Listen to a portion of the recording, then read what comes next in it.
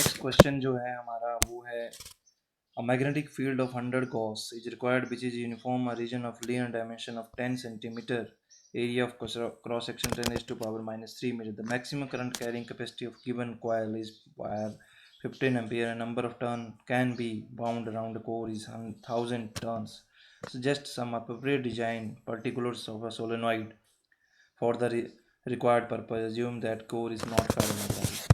In this question यहाँ आपको कुछ चीज़ें गिवन हैं और एक हमें सोलेनॉइड डिज़ाइन करना है जिसके लिए पर्टिकुलर इतना मैक्सिमम वो करंट कैरी कर सकता है, इतना मैक्सिमम उसके टर्न्स हो सकते हैं, तो ये हमें फाइंड आउट करना है। तो इसमें पर्टिकुलर कोई इस तरह का आंसर नहीं होगा कि एक ही आंसर होगा। जो चीज़ें हम गिवन हैं उनके अकॉर्डिंगली हम आंसर फाइंड आउट कर सकते हैं। तो सोलेनॉइड है, सोलेनॉइड एम्पियर सर्कुलर लॉ का फॉर्मूला लगाएंगे आप, म्यू नॉट एन आई, और n जो है that is your n upon l, number of turns per unit length. So अब हमारे पास जो गिवन चीज़ें हैं उनके अकॉर्डिंगली हम ये फाइंड आउट कर सकते हैं। तो हमारे पास अभी हमें कहा है कि यूनिफॉर्म मैग्नेटिक फील्ड जो हम क्रिएट कर सकते हैं दैट इज़ 100 गॉस, उसको टेस्ला में कन्वर्ट कर लीजिए। ये मैक्सिमम नंबर है, इसके ज़्यादा हम वैल्यूज़ नहीं रख सकते। ये जो 15 एम्पियर एंड 1000 टर्न, इससे कम होनी चाहिए। हमने जो सोलेनॉइड डिज़ाइन करना है उसकी नंबर ऑफ टर्न्स और उसमें करंट जो कैरी कर रहा है वो इससे कम होना चाहिए। इतना हो सकता है बट इससे कम होना चाहिए। तो हमारे पास ये रिलेशन है, तो हम यहाँ से जो चीज़ें गिवन थी वो हमने निकाल ली। तो एन आई जो है that is B upon mu naught, और ये वैल्यू जो आई है 8000 एम्पियर पर मीटर।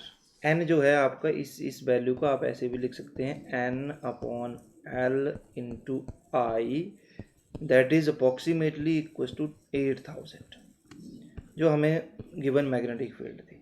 अब इसके अकॉर्डिंगली, इस 8000 के अकॉर्डिंगली आपका आंसर होगा, जिसके अकॉर्डिंगली आपके नंबर ऑफ टर्न्स कितने हो सकते हैं, लेंथ कितनी हो सकती है, करंट कितना हो सकता है, बट इससे ज़्यादा नहीं होगा। 15 एम्पियर और इससे 1000 टर्न से इससे ज़्यादा नहीं होगा। तो इसमें स्पेसिफिक आंसर नहीं होगा। तो इसमें सिचुएशंस हो सकती हैं। एक सिचुएशन ये हो सकती है कि लेंथ हम 50 सेंटीमीटर ले लें, रेडियस 4 सेंटीमीटर लें, number of turns 400, current 10 ampere. तो इसमें these are always possibility of some adjustment with limits. तो इसमें हम कर सकते हैं, ये हमारे पास एक मैक्सिमम वैल्यू आ गई इन चीज़ों की। इसके बाद आप एडजस्टमेंट से इसका आंसर निकाल सकते हो सकता है आपकी और किसी बुक में ये आंसर कुछ और तरीके से दिया हो, तो इसमें कंफ्यूज होने की जरूरत है। बट मैक्सिमम वैल्यू जो है वो लिमिट हमें मिल गई है, उसके अकॉर्डिंगली इसका आंसर आएगा। And this is related to solenoid and this is the application of ampere circular law. Next जो क्वेश्चन है आपका, that is for a circular coil of radius r and turns carrying current I, the magnitude of magnetic field at a point on the axis at a distance x from the center is given here. That is the magnetic field on the axis of a circular loop. ये हमें find out बहुत बार हमने कर लिया है, ये white-Savart law की application है। तो so that this reduces to the familiar result of the field at the center of the coil. Centre of coil पे कितनी वैल्यू आएगी वो हमें फाइंड आउट करनी है। So you know that what is the value of magnetic field at the centre of the coil by using this relation. So इसमें x की value अगर आप 0 पुट कर देंगे तो that will give you the magnetic field at the centre of the coil. But इसका जो second part है दैट इज इम्पॉर्टेंट।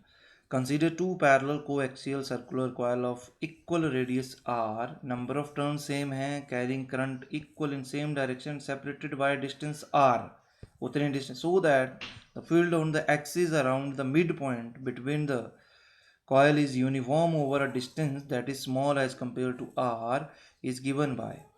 हमें particular एक value find out करनी है जो कि हमें इसका आंसर देगा कि अप्रॉक्सीमेटली इतनी होनी चाहिए। अब मैं इसमें डायग्राम आपको बना देता हूँ। टू पैरेलल कोएक्सियल का मतलब है कि जिनकी एक्सिस सेम हो।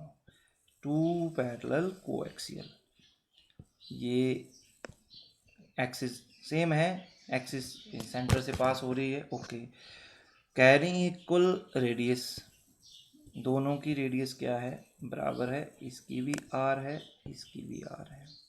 उसके बाद separated by distance r, separated by distance r, इसकी भी r है, इसकी भी r है। उसके बाद सेपरेटेड बाय डिस्टेंस r, इसकी भी r है, इसकी भी r है। उसके बाद सेपरेटेड बाय डिस्टेंस r, इसकी भी r है, इसकी भी r है। उसके बाद सेपरेटेड बाय डिस्टेंस r, इसकी भी r है, इसकी भी r है। उसके बाद सेपरेटेड बाय डिस्टेंस r, इसकी भी r है, इसकी भी r है। उसके बाद and separated by distance R, ये भी इनके सेंटर से जो डिस्टेंस है वो भी आर है, so that the carrying current equal in the equal same direction में करंट कैरी कर रही हैं दोनों, तो ये भी बात बराबर हो गई। So that the field on the axis around the mid point, ये मान लो कोई मिड पॉइंट है इसका, यहाँ कहीं between the coil is uniform over a distance that is small as compare to R. तो ये अगर मिड पॉइंट है, ये हमें बता रहा है कि कहीं यहाँ कोई एक ऐसा पॉइंट है, अगर मान लेते हैं इस पॉइंट को मान लेते हैं, वो मिड पॉइंट से आपका ये है आपका डी डिस्टेंस पे, ये छोटा सा डिस्टेंस, ये जो हम ले रहे हैं ये डी डिस्टेंस है, ये पॉइंट ऐसा है जहाँ अगर हम मैग्नेटिक फील्ड को कंपेयर करते हैं, दैट विल जो हमें मिल रही है वो 0.72 mu naught B N I R approximately इतनी होगी। तो इस पॉइंट पे, तो इधर जो है अगर हम देखें तो ये जो है ये आपका इधर आर अपॉन टू, अगर मिड पॉइंट ये है, इधर भी आर अपॉन टू, ये तो आ गया।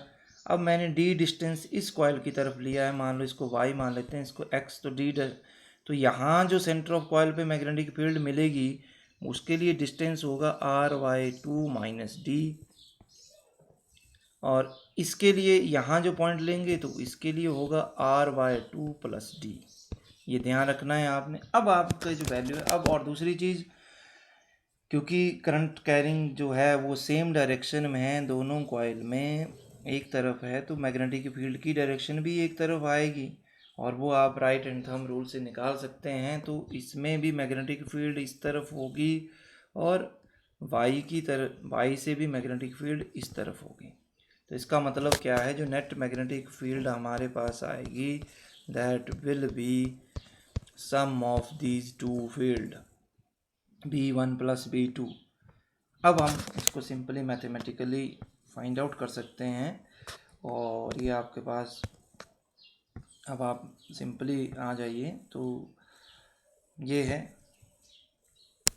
ये आपका सेंटर ऑफ कॉइल पे ये आंसर आ गया आपको। ये तो पहले ही पता है कितना होता है जब x0, ये magnetic field at the centre of the coil, यहाँ जो है कितना मैग्नेटिक फील्ड होगी, that is according to Biot Savart law. ये क्वेश्चन है वायर्ड सावर्ट लॉ से रिलेटेड।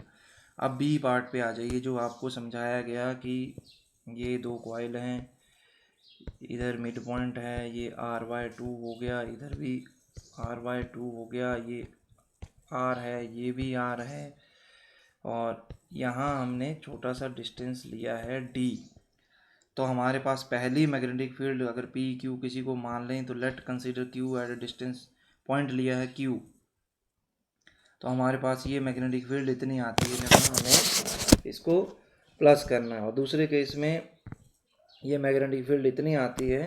तो इन दोनों का अब हमने सिंपली क्या करना है, क्योंकि दोनों सेम डायरेक्शन में जो आपको बताया, तो ये सम कर दिया, उसके बाद मैथमेटिकली अब यहाँ थोड़ी सी एजम्पशन है, जब आप कैलकुलेशन कर रहे हैं, एज जो डी है वो बहुत ही छोटा है आर के कंपैरिजन में, क्योंकि आर तो ये डिस्टेंस है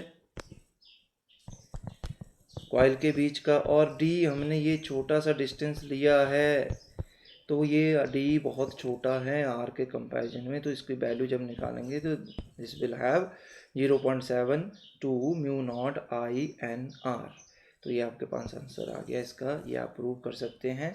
यहाँ आपने जो यूज़ किया that is wired Savart law की एप्लीकेशंस, बहुत इंपॉर्टेंट है वायर्ड सावर्ट लॉ की एप्लीकेशन। तो ये क्वेश्चन है।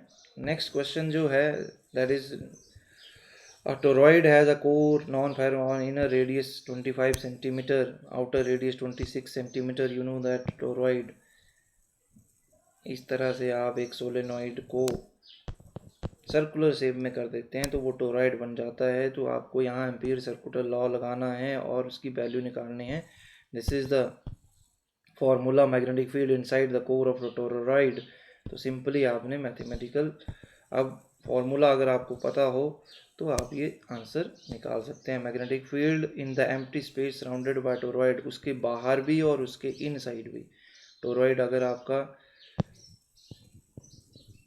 इस एप्लीकेशन को आप पढ़ेंगे वहाँ जब ये टॉपिक किया होगा तो आपको इनसाइड द टोरॉइड और आउटसाइड द टोरॉइड जो मैग्नेटिक फील्ड है वो जीरो होती है, ये ध्यान रखना है आपने, इनसाइड एंड आउटसाइड, तो ये आपने ध्यान रखना है। तो ये आपका क्वेश्चन यहाँ हो गया। ओके।